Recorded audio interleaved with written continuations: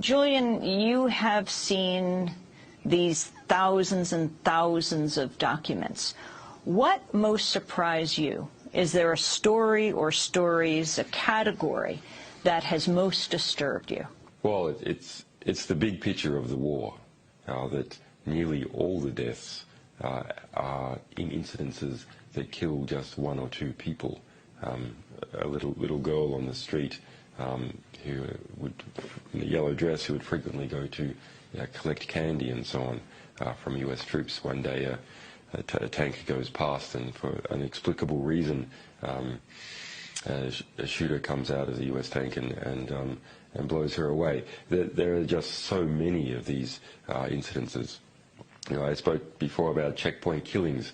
In one incident, after the car was shot up and examined according to these internal US military reports, the man killed was a doctor delivering a pregnant woman to the hospital.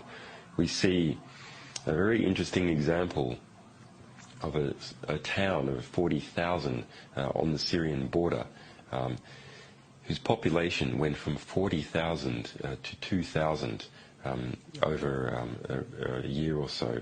And that town and that circumstance has not been reported in not been reported at all that we could find in the mainstream media, or in fact in the alternative media. There was just no reporters there as that town collapsed and people fled across to Syria. We can see 285,000 casualties.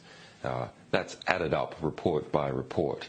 That's each casualty, where it happened, when it happened, and who was involved, according to internal US military reporting. Now, looking at particular groups of casualties, we can see, for example, over 600 civilians killed at checkpoint killings, including 30 children, mostly previously unreported.